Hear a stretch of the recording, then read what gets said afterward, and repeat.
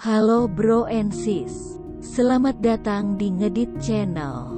Kali ini kami akan membahas salah satu public figure yang cukup tersohor di pelosok negeri ini. Bahkan namanya sudah ke kancah internasional akibat kemampuannya di bidang magician, ya Deddy Corbuzier.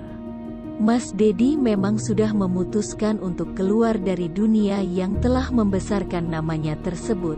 Dengan alasan seperti apa? Tetapi bukan ini yang ingin kami bahas. Hehehe. Mas Deddy memutuskan untuk menjadi mualaf, emangnya kenapa? Apa alasannya? Mas Deddy pasti punya pendapatnya sendiri termasuk orang-orang, tetapi inilah pendapat versi kami. Saya pribadi sudah pernah memprediksi suatu saat Deddy Corbuzier akan menjadi seorang mualaf, sejak masih nge-host di Hitam Putih yang sering mendatangkan Ustadz Wijayanto kala itu. Menurut saya, Mas Deddy adalah sosok pemikir cerdas yang selalu menggunakan akal dan logika, yang masuk nalar juga akal.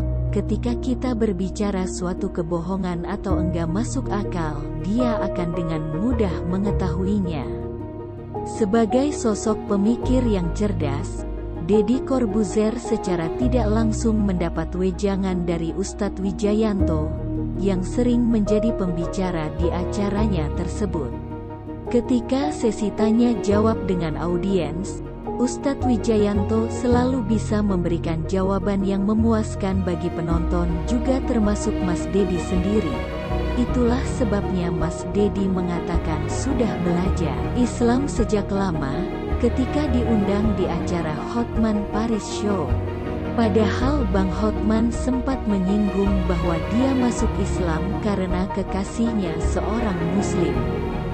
Tidak hanya itu, Mas Deddy juga berteman dengan Gus Miftah, seorang ustadz gaul yang sering terlihat menggunakan kacamata hitam di berbagai aktivitasnya.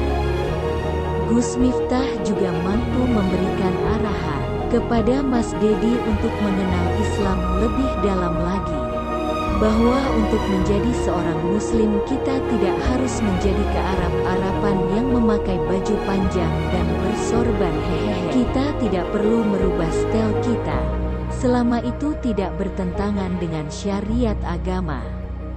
Ketika pendapat kita tidak sejalan dengan aturan agama, kita harusnya introspeksi diri. Kita ini seorang manusia yang mempunyai keterbatasan akal dan pikiran. Sedangkan aturan agama ini adalah struktur yang dibuat oleh Sang Pencipta yang harusnya tidak ada pembanding mengenai hal ini. Demikian pendapat saya. Kalau teman-teman punya pandangan yang berbeda tentang pendapat saya ini, ya nggak masalah ya. Soalnya saya juga tidak membuat klaim pembenaran untuk hal yang saya sampaikan ini. Terima kasih sudah mampir di Ngedit Channel. Salurkan pendapat teman-teman di kolom komentar ya, agar saya mendapat ilmunya juga dari teman-teman. Bisa jadi nanti saya akan membahas apa yang teman-teman sampaikan. Semoga hari-hari kita selalu diberikan kemudahannya.